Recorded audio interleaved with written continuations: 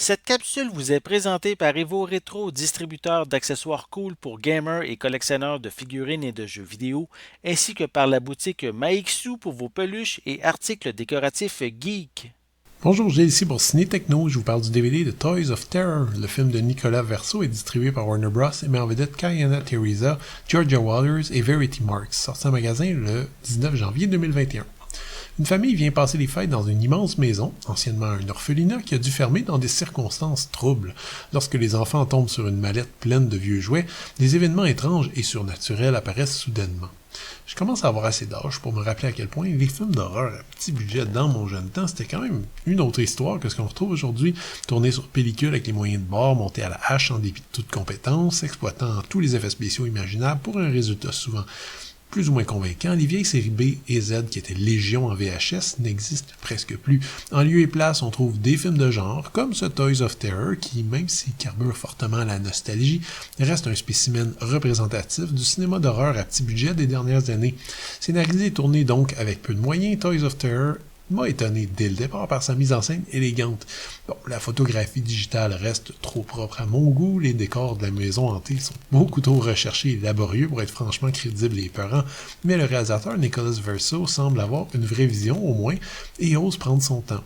Ceci étant dit, gardons un esprit critique, les dialogues empoulés sont assez risibles, les personnages sans caractérisation aucune n'existent que pour faire office de figurants. Je serais bien mal pris, par exemple, si vous me demandiez le nom d'un seul personnage du film, donc ça vous donne un peu une idée du peu d'intérêt que le spectateur doit avoir pour eux. Reste que l'intérêt de Toys of Terror n'est clairement pas là, c'est plutôt dans les fameux jouets du titre. C'est la deuxième grosse surprise du film, et à mon sens la meilleure, c'est que, conscient de ses moyens, le réalisateur a décidé de présenter des jouets qui sont, de 1, crédibles en tant que jouets pour enfants, donc incluant des figurines d'action et des toutous assez mignons, et de 2, ils sont animés en stop motion, donc en technique image par image à l'ancienne, ce que j'avais pas vu dans un film depuis très longtemps. Ok, Toys of Terror présentait une famille dysfonctionnelle, des enfants un peu inquiétants, des décors, une ambiance qui évoque donc déjà des œuvres classiques des années 80, mais le film bascule complètement dans un univers nostalgique dès qu'on voit arriver les jouets, dont la scène d'introduction représente un sommet que le reste du long-métrage n'arrivera plus à atteindre. C'est un choix plutôt risqué parce que le public cible est déjà pas très clair.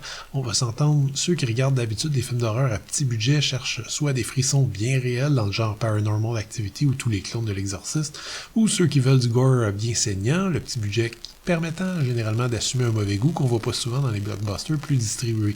Or, Toys of Terror, avec un ton mi-parodique et un minimum syndical de violence, n'offre donc ni frayeur ni dégoût. Le DVD est présenté à 1/78 anamorphique avec piste audio en anglais ou espagnol 5.1 et sous-titres dans ces langues ainsi qu'en français. Côté supplément, on trouve 2 featurettes, un making-of ainsi qu'une featurette qui concerne les vraies vedettes de Toys of Terror, les jouets. Toys of Terror est une petite curiosité, peut-être selon moi réservée aux cinéphiles plus aventuriers qui sont amateurs du genre. Malgré un degré de compétence étonnant et respectable et des choix artistiques assumés et amusants, le récit n'offre rien de fort ni de mémorable. L'ambiance d'un Noël hanté est bien rendu, les effets spéciaux m'ont agréablement surpris, c'est pas un mauvais film loin de là, mais malheureusement le résultat est un peu trop fade à mon goût. C'était Gilles, merci, bon visionnement.